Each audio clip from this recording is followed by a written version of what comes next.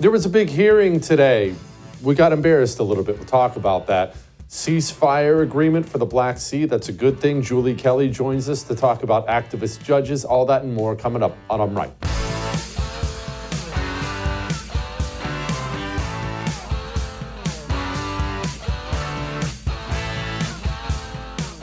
Okay, let's talk about the Signal chat thing, the war plans, the hearing from today. I know it's uncomfortable, but let's have an uncomfortable conversation because it's important in the wake of failures, even if they're mistakes, to have uncomfortable conversations. It just is. We don't enjoy that, but when a football team loses the game, next practice, they're going to watch film.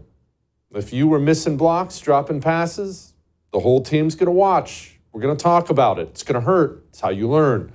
In the military, something goes wrong. Maybe even someone gets killed out on a mission. We're going to talk about it. Who screwed up when? What went wrong? It's important. It's how we advance. It's how we get better. So Signal. If you're older, you may not be aware of what Signal is. I'm only vaguely aware of it. It's a social media app. It is supposedly one of the more secure social media apps. It is apparently authorized for government use, so it's installed on government computers. And there was a Signal group text messaging, was make it that about that, with a bunch of big shots on it. Pete Hegseth, J.D. Vance, the works. A bunch of big shots on it. Mike Walls, that's going to matter. And in this Signal chat, they were discussing war plans with Yemen. Should we do this? Should we not do that? I want to do this. I don't want to do that. Somebody, I think we can guess that it was somebody in Mike Walls' camp or Mike Walls himself, added Jeffrey Goldberg to the chat. Jeffrey Goldberg is a vehemently anti-Trump editor of The Atlantic, which is a complete communist rag. It's not any small thing to add a disgusting human being like Goldberg onto there. So let's talk about it, because we'll get to the hearing and things that happened today, and you'll see evidence of what I'm about to talk about. There are things that aren't a big deal, but certainly could have been a big deal, and so you've got to make them a big deal. For instance, let's say I have little tiny kids. I don't anymore. My boys are gigantic and they're meatheads. But let's say I had little kids again. They're 2 and 4 years old. We go out, Ab and I go out for a date. We call a babysitter. Babysitter comes over. We get back from dinner. It's dark outside. And not only are none of the outside lights on, the babysitter has carelessly left the front door of the house unlocked and open, ajar. Anybody, the dog could push it open. The 2-year-old could have pushed it open. And we get home, kids are just sitting there in the living room playing. Babysitter's out back on the phone talking to her boyfriend. Now, the kids are safe and sound, but she can't ever be the babysitter again. Yes, nothing happened this time. But disaster could have happened. And showing that level of carelessness with something so important like the lives of my children has got to come with consequences. Those consequences being, you don't ever get to babysit my kids ever again. Look, I know we instinctively, understandably, we want to lock shields every single time someone on our side does something wrong, because we are in a political war against the other side. And I understand it completely.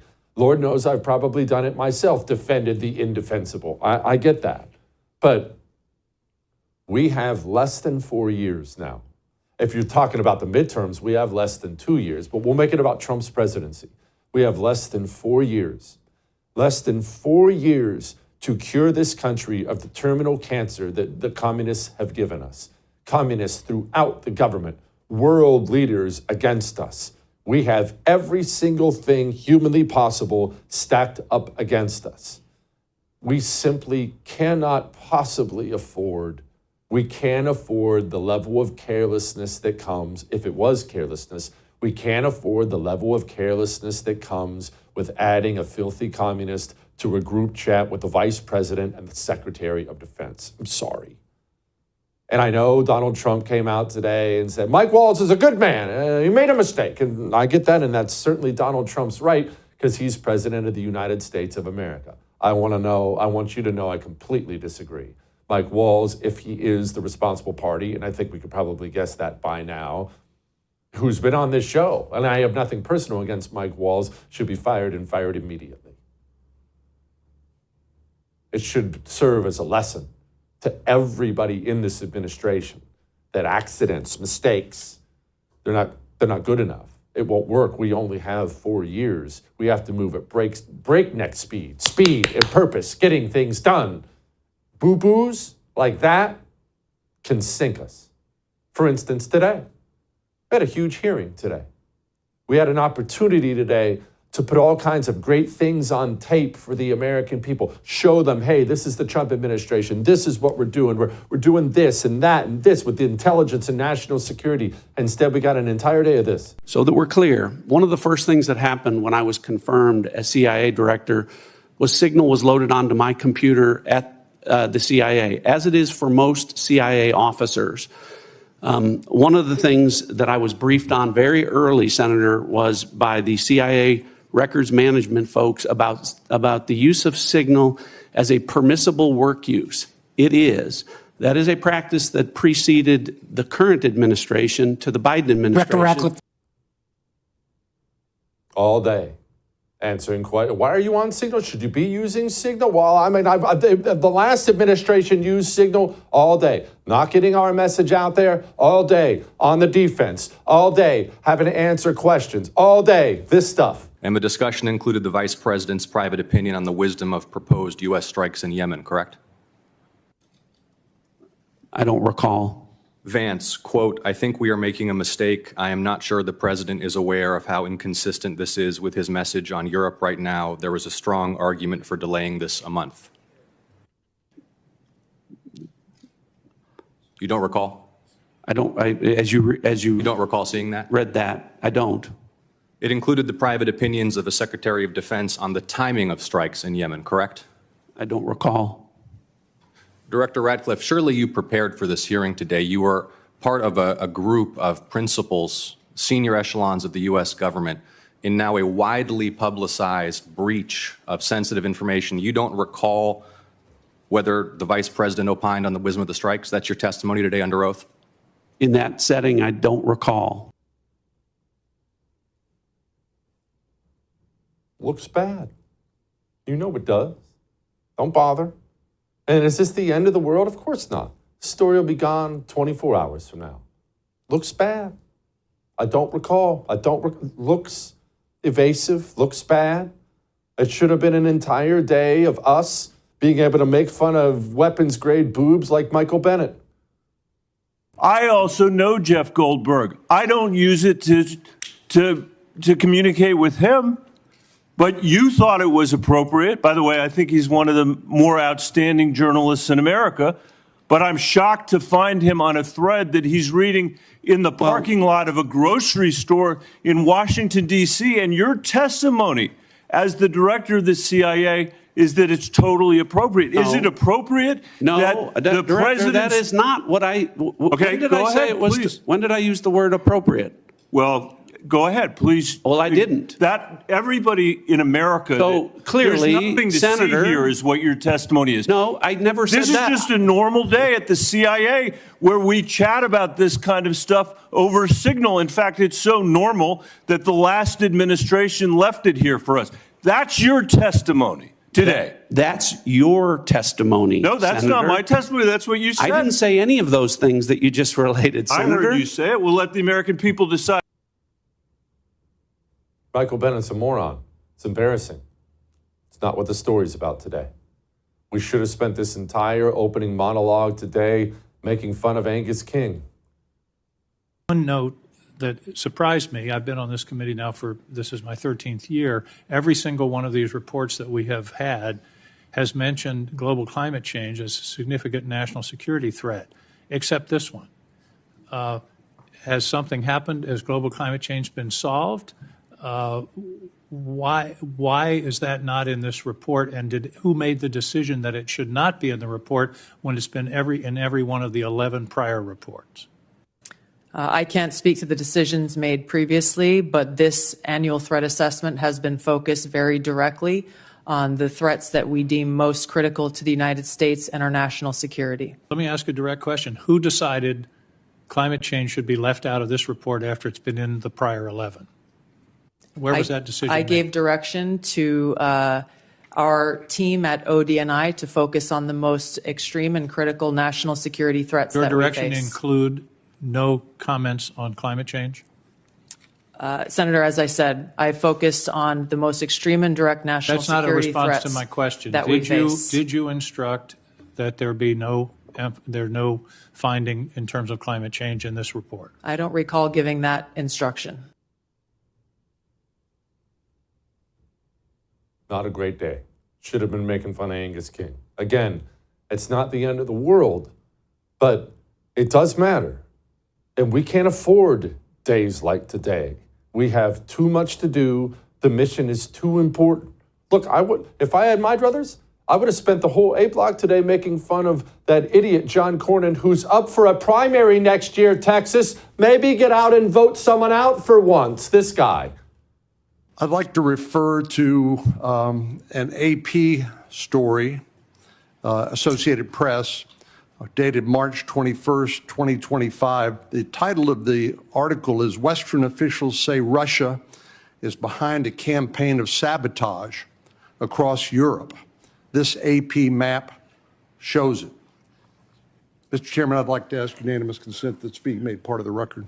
Without objection. The document that AP compiled, and I presume this is through open sources, documented 59 incidents, including cyber attacks, spreading propaganda, plotting killings, or committing acts of vandalism, arson, sabotage, or espionage. Is that consistent with your understanding and impression of what Russia's currently engaged in Europe? Senator, I haven't seen that specific article, but I can confirm that we assess Russia's attempts to conduct such sabotage activities in Europe. That man is a United States Senator from Texas. Anyway, we will refocus, move off of this. There's so much to get to. In fact, we'll talk about Russia, Ukraine here in just a moment, but I wish we did better. We screwed up. Someone should be fired. Apparently they won't be. I guess we'll see how the 4 years goes. All that may have made you uncomfortable, but I am right. I love Pure Talk. You know that? Because Pure Talk has been America First since before America First was the cool thing to do. Oh, I know every company now. Hey, we're hiring Americans. Look at us. We're hiring Americans. You turn on the TV every day. Look at Apple. Look at this. Look. Pure Talk was doing that when the dirty commies were importing foreigners and hiring them over you all day long. Pure Talk's been hiring Americans for ages. You'll pay way less than you're currently paying. My bill got cut in half when I switched from T-Mobile to Pure Talk. It's the veteran-run company that cares about this country. You keep your phone. You keep your number. They make it easy. puretalk.com/JesseTV. We'll be back.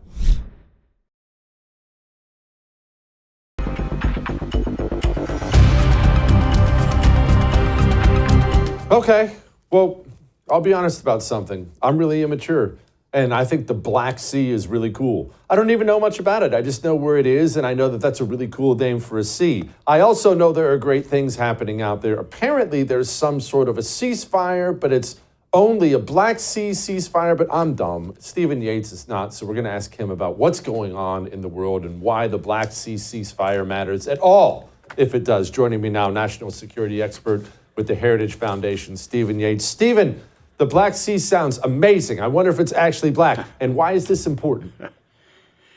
Well, obviously the sea is important because there is a lot of commerce that would normally be conducted there. It's the crossroads of some old civilizations and very important supply lines on energy and commodities, et cetera, et cetera.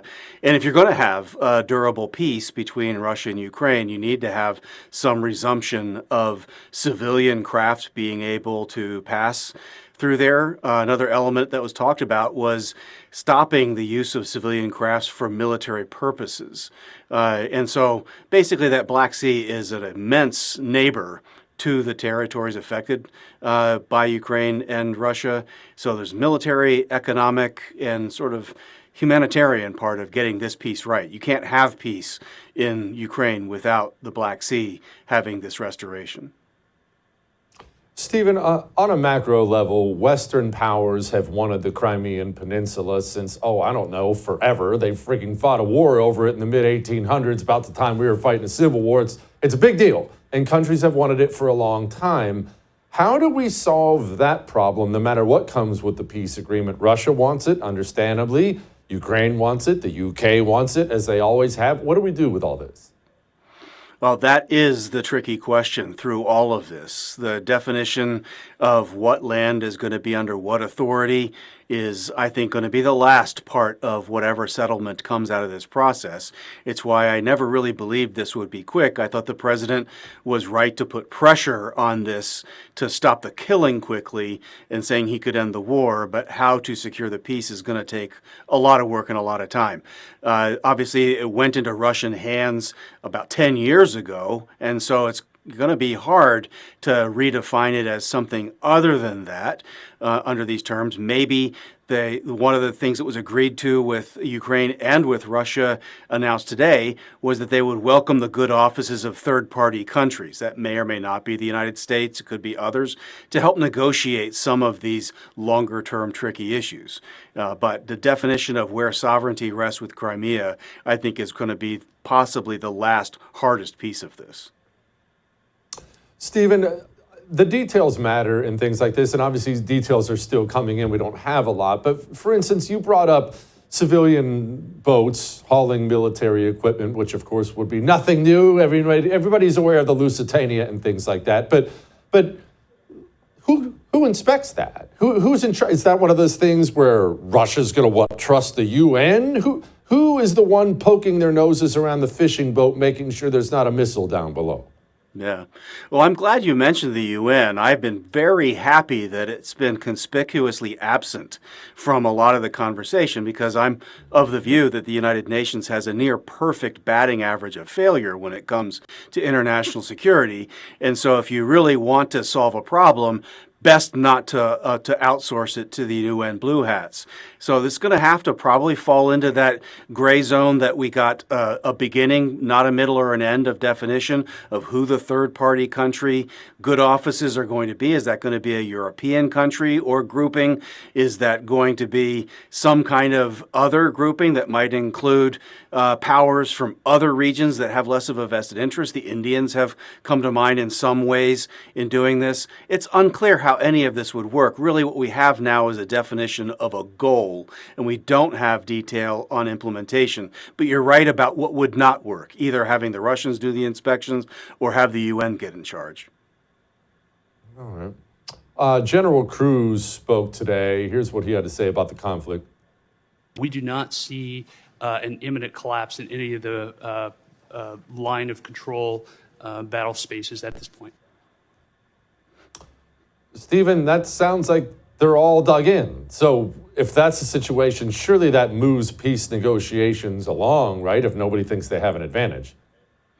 It does, but what it does is it leaves things kind of frozen in place. And so you have Ukraine with a justifiable expectation that their sovereignty would be restored to what it was prior to it being compromised 10 years ago when they gave up nuclear weapons with a promise of keeping their sovereign borders. That was violated.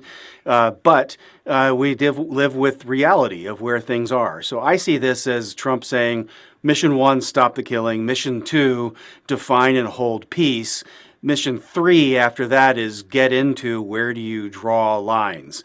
And it may be that Russia claims sovereignty and Ukraine claims sovereignty, and there's some kind of international force, whatever that might be, that is peacekeeping, or hopefully it's also investment and development that gives people some hope for a future other than taking up arms. But that's where we are right now. I think this is the hardest part of this, and I expect it to take years, not months. Stephen, we're going to shift gears to, well, kind of the same rough part of the world, Taiwan. There's a rumor out, Wall Street Journal's reporting that China is planning on blockading it. At the same time, Taiwan very craftily getting in better with the Trump administration. They're announcing, hey, $100 billion investment for U.S. chips. I'm sure they want our protection for something like that. Where are we going here? Yeah, well, it's definitely the case that China has been practicing the blockade moves. I think that was kind of a dopey headline by the Wall Street Journal that's for an outfit that has covered Asia in a very focused way for decades. I thought that was kind of an echo of what PRC talking points would be. Clearly, they want to be able to have that blockade. They've tested it, but Japan has been reforming and revitalizing in ways we've never seen before. Taiwan has taken some moves to increase its capabilities. China bloodying up the Philippines in using civilian craft to engage in military activity, which is an echo of the Russia-Ukraine situation. All those things have awakened that first island chain in a way that hasn't been the case for a long time. So it's not a fait accompli, but we've let things slide for a long time. So I think Pete Hegseth, as Secretary of Defense, going to Indo-PACOM and Hawaii and getting out to Guam, Japan, and the Philippines is a really good investment in refreshing what some new thoughts would be about revitalizing deterrence. We have a lot of advantages. A lot of these countries I mentioned are involved in AI and the most advanced chips. We've got a good entrepreneurial spirit. We've just got to revitalize our manufacturing bases and put it to good work for our economies, but also our security. That is what can meet the challenge with China. So we've got to start there, but we've I think bad inertia for 10 plus years that makes that deterrence equation really hard right now. Do tariffs, I'm assuming tariffs with China, this coming trade war with China, I'm assuming they're going to have something to do with this whole dust up, right? Surely they're going to play a role. Well, the first round of tariffs were interestingly linked to, hey, China, you'd need to cut off the supply of illicit fentanyl precursors. And that's, I think, an interesting litmus test, because if they won't do anything on that front, why would we expect more on others as we ratchet up other tariffs? But President Trump and his team have made clear there will be other tariffs too, and there's going to be other areas where we're going to put pressure. But clearly the best way forward is for us to have a really strong sense of civil society resilience in Taiwan, which they've been working on and we should encourage and support. Having maritime manufacturing revitalization. The coast guards of these countries need investment and development, and they're starting. We should support that and participate in that too. And then when it comes to military procurement, I mean, unlike Ukraine, which I'm not trying to diss necessarily, but Taiwan and Japan, they pay for things they get from the United States. And if the United States is going to say you should do more, then their response ought to be, great, we'll buy as much as you're able to manufacture and willing to sell to us, and let's see where that goes. I think we're inching towards that kind of a posture, and hopefully we have enough time and create enough doubt in Beijing to catch up. Finally, Greenland. This is not just, social media fodder. This is clearly something Donald Trump is extremely intent on. And we see France throwing a fit about the whole thing, and Greenland's former PM is running his mouth about it. Where are we going with all this? I tell you what, this has been one of the most fantastical bolts from the blue in conversation, and it's sort of typical Trump. He'll push something out there that people just have kind of backflips and conniptions about, and they say it can't possibly be real, and then they keep sending officials, and there are economic agreements that are being proposed, and there's only so many residents of Greenland who could be exceedingly well taken care of if they formed some condominium with the United States. And when it comes to the nuts and bolts of national security, this is a serious geography, and there are serious resources. And if we don't have this kind of relationship with them, who is? And it's not going to be Denmark keeping them safe from Chinese or other encroachment on those resources or access to the pole. And so I think it's a much more serious issue than was thought of a year or two ago, or when it first floated in the Trump first term. And boy, I can't tell you how it's going to land, but politically, if I was a resident of Greenland, I'd like that deal that's being offered. Yeah, me too. Stephen, thank you, sir. I appreciate it. All right. Get you a good night's sleep. There's just nothing like starting your day when those eyes open up and knowing you slept good and you're about to feel good all day. You know you can have that. It's right there in your grasp. It's called Dream Powder from Beam. It's a cup of hot chocolate. It's delicious. You just sip on a cup of hot chocolate before bed and you sleep like a baby. It's got all kinds of natural things in it, melatonin and magnesium and all kinds of things, drug-free. And that's why when you sleep, it's natural. And when you wake up, you feel good instead of groggy. You want up to 40% off? Shopbeam.com/Jesse Kelly. We'll be back.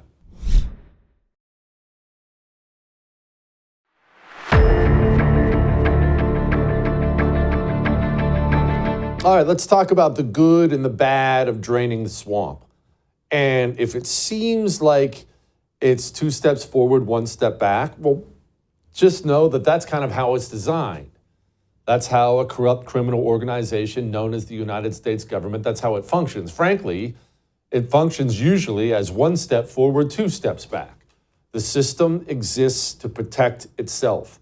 This gigantic evil bureaucracy of criminals we have running the United States of America is not simply going to give away power. It's an organized crime organization, just like the cartels, just like the Italian mafia. They will do whatever they have to do to protect the organization, to protect themselves. So let's talk about the new CDC director, Dr. Susan Monarez. First of all, she's the acting CDC director. All right, she's the CDC director. But you probably saw a ton of things out there online of her saying today about wearing masks and things like that. If you've been paying attention, you saw all kinds of that. That did not come from Dr. Susan Monarez. It did not. Those things came from the CDC director account before she took the account over. So just let me caution you with taking whatever you see online and running with it. That's not actually what she said. But she's said other things. Now, first of all, keep in mind, rumor has it that Senator Collins, Senator Cassidy, 2 of the biggest losers in the United States Senate, both Republicans, of course, that they torpedoed Trump's original nom. So this is his backup choice.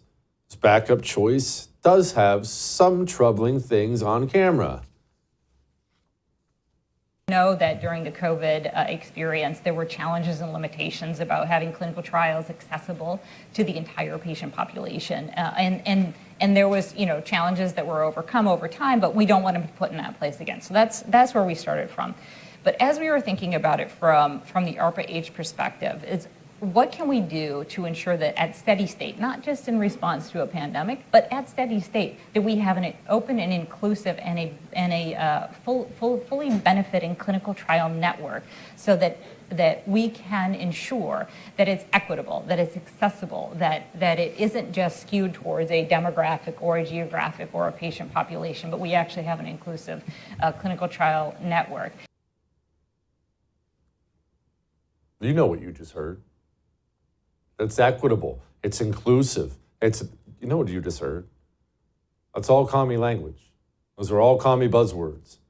And now that woman is taking over an organization that went from maximum credibility pre-COVID to now, when you mention CDC to people, you get a sneer because it turned into an evil, tyrannical communist organization that destroyed your freedom and wrecked this country. The swamp's not draining with somebody like this. You know what you heard. All right, that's the bad. Let's talk about the good, shall we? FEMA, another one of these evil criminal organizations that shouldn't exist anymore. Kristi Noem sounds like she might make that happen. I want to thank the Secretary of Defense and the Navy for all of their help and partnership too. We do operations together because their obvious Navy warships are in certain regions, but our cutters are faster and can work together in a partnership that's securing America. So, and we're going to eliminate FEMA. So we've got a lot to do, but it's all good, and we're working hard, and we're going to make sure that we're continuing to do exactly what you promised. Okay, sounds good.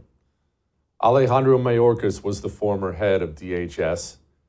Alejandro Mayorkas did so many tremendously evil things in this country. Alejandro Mayorkas just got his classified material access, his security clearance. He just got that yanked away from him. Remember, that's not a small thing, it's a big thing. His Secret Service protection's gone, his security clearance is gone.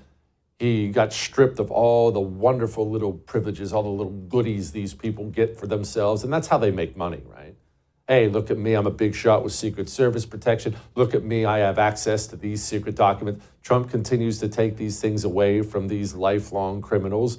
Is it enough? Of course not. Alejandro Mayorkas presided over the invasion of the United States of America by roughly 20 million foreigners, many of whom complete savages who've raped and murdered Americans, and Alejandro Mayorkas facilitated it. So taking away his Secret Service protection or his security clearance is not near enough, of course, but it is at least some sort of a start. I mean, the guy not only committed these crimes, he's going around the schools bragging about what he did. I am very proud of what we did do. I would have liked to have wrestled with the question of communication and narration some more. Yeah. It's just communication, of course. The communist loves to do that whenever he's caught doing something inhumanly evil, which he's always doing something inhumanly evil. Whenever the American people chafe against his evil plans, he will always talk about, well, you just don't understand what I'm doing. Maybe I could have communicated it better. No. You communicated it just fine. You're a lifelong open borders loser, and you did what you did because you're an evil demon. All right? All right. Let's talk to Julie Kelly next.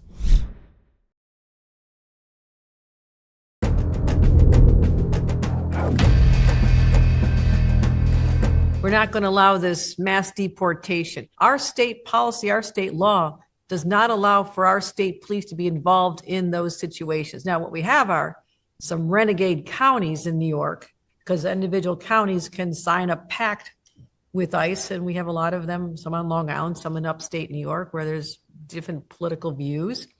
They are cooperating with their local police departments, but what I control is the state police, and they will not cooperate in that.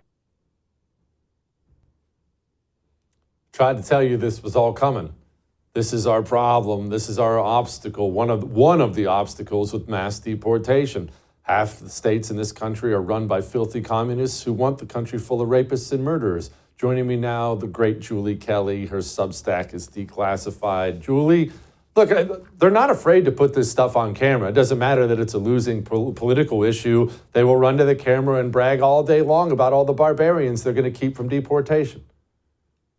It's just really insane, and especially not just these Democrat elected officials. Of course, we expect it from people like Kathy Hochul, but when you have federal judges, especially in the nation's capital, and as you know, Jesse, this is one of the big issues that I've been following, this ACLU lawsuit that was filed on behalf of illegal Venezuelans who the government, the Trump administration, has identified as being members of Tren de Aragua, a very dangerous, destructive, deadly multinational cartel. These thousands of them smuggled into the United States during the Biden regime. And now you have a federal judge who is not only put a halt to those deportation flights, sending these illegal Venezuelan gang members to El Salvador, he's grilling the Department of Justice and insisting that these illegals have some sort of due process rights that the Trump administration, the DOJ, DHS are violating. So, I was talking to a man recently. He is from Paraguay, and he said Americans just do not understand how dangerous this TDA cartel is. And clearly, people like Kathy Hochul and Judge Bosberg and others don't as well. This Judge Bosberg has quite an interesting family situation and an interesting background. He almost doesn't seem like an honest broker to me, Julie. Right. Shockingly, here is Judge Bosberg, Jeb Bosberg, right there. Not only was he the former chief judge of the FISA court when it was attempting successfully to infiltrate and spy on Donald Trump and his campaign, but yes, to your point, I believe his wife, his sister, maybe his daughter are tied to nonprofits that directly aid illegal immigrants. So just like so many judges in Washington, Jesse, you and I have talked about this related to the J6 case and, of course, the 2 federal criminal indictments against the president. These judges have all been, they're Washington Beltway lifers. Their family members are as well. They're all tied to the government or this Democratic lawfare apparatus. And Jeb Bosberg is just one example of that. But he is a highly partisan Obama appointed judge. And now he's doing whatever he can to undermine what is strictly the president's purview, and that is creating immigration policy, foreign policy, diplomatic policy that this judge single-handedly, without authority, unchecked, wants to undermine and at the same time risk the security and safety of the American public. Julie, I know you have wonderful sources. What are you hearing out of the Trump administration about all this? Because, pointing out the injustice is fine, right? I get to do that and you get to do that. But we need the Trump administration to save the country. And are they just going to abide by these judges' rules that the Supreme Court's not going to step in? And clearly they're in no hurry to do so. What's the plan? That's such a good question, Jesse. And of course, everyone frustrated, but not necessarily surprised at the inaction and cowardice of the Supreme Court at this point. But look, Judge Bosberg, and I've written about this, is attempting to create a contempt trap for the Trump administration, claiming and insisting that they misled him and that they did not abide by his instantaneous temporary restraining orders on these flights that he issued on March 15th. So he's still trying to dig into the details of those flights, set up a contempt trap for whom, I don't know, a DOJ attorney, one of the top cabinet officials. I mean, there's nothing standing in his way. And so the Trump Department of Justice, I know, is frustrated that they have to devote all of this time and resources to fighting these lawsuits. How many are there now? I think close to more than 5 dozen. So this is time and resources that, as you know, Jesse, they wanted to allocate to other investigations. They wanted to devote to shoring up the border and kicking out these illegals, to drug trafficking. You saw FBI Director Kash Patel talk about that today during the Senate intelligence hearing. And so this is really hamstringing the Department of Justice and FBI and other departments, quite frankly, from doing what they want to do. It's more wasted time. We saw this during the Trump administration. That was the whole purpose of special counsel Robert Mueller, who successfully hamstrung the first half of Trump's first administration. And now you have these organizations, labor organizations, ACLU, working hand in glove with these federal judges to delay and thwart as much as they can of the president's agenda once again.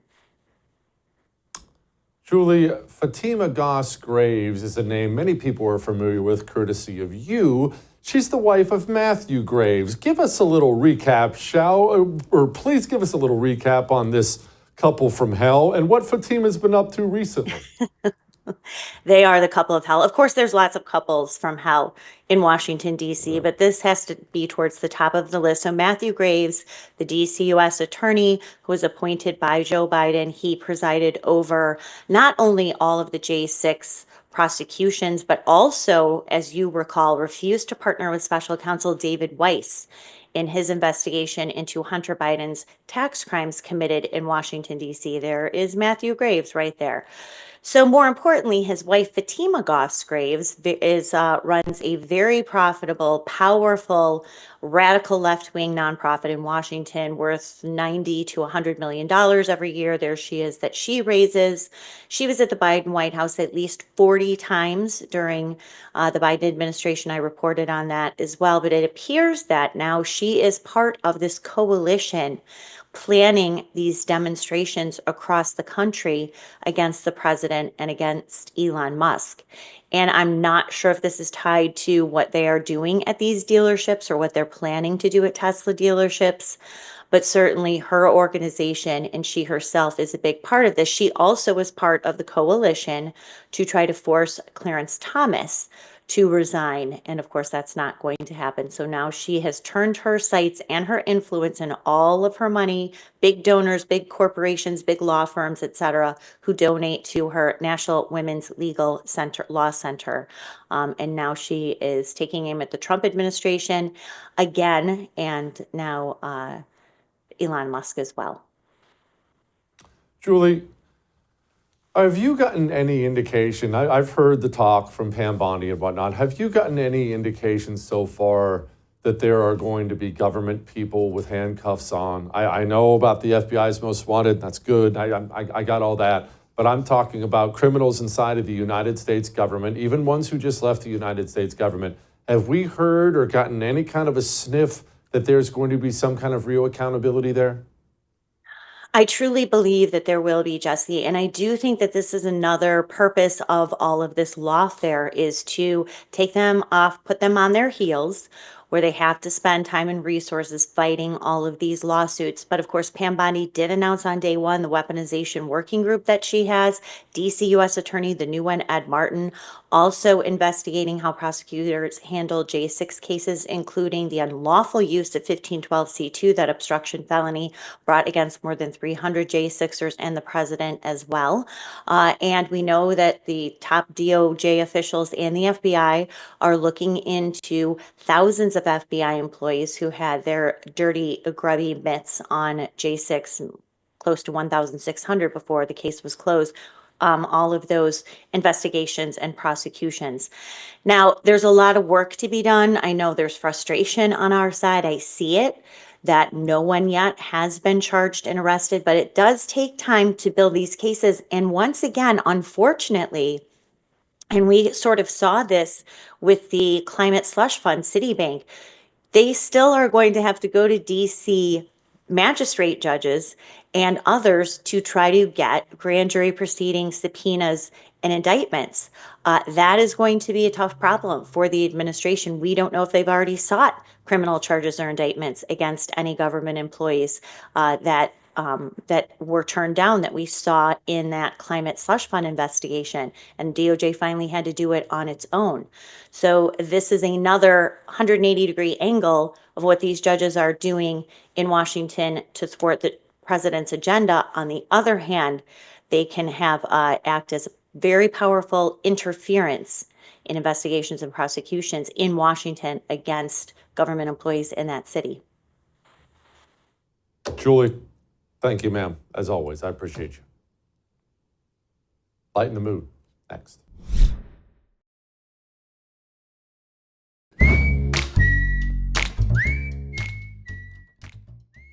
All right, it's time to lighten the mood. And I just can't get enough of Jasmine Crockett. Everyone gets mad at Jasmine Crockett all the time because she's always out there running her mouth saying something dumb. I absolutely love it. What's that old Napoleon line? Never interrupt your enemy when he's making a mistake. Here you have this insanely ambitious politician from Texas who is rising in popularity. Every day she wakes up, you know she does, she throws on her weave and she looks at social media and sees she's gaining a bunch of followers and notoriety, and it's like a drug at this point in time. She just can't get enough of it. Now that's the good news for Jasmine Crockett. The good news for you, the good news for me is every single time this woman talks, GOP voter registration goes up nationally. Here she was again today with another winner. Because we in these hot ass Texas streets, honey. Y'all know we got Governor Hot Wheels down there. Come on now. And the only thing hot about him is that he is a hot ass mess, honey. So yes. People are all mad about that. Why? Don't get offended by the things these people say. Governor Hot Wheels, not offended at all. I think it's fantastic. I think she should go out there and say those exact same words every single day. We'll be back. I would thank you for coming to my YouTube channel, but I know how brilliant it is, and I know you love it here. So subscribe and watch. We're going to start really ramping things up and putting some funny stuff, some interesting stuff out there, some collaborations. Either way, my YouTube channel is officially the place to be. So stick around.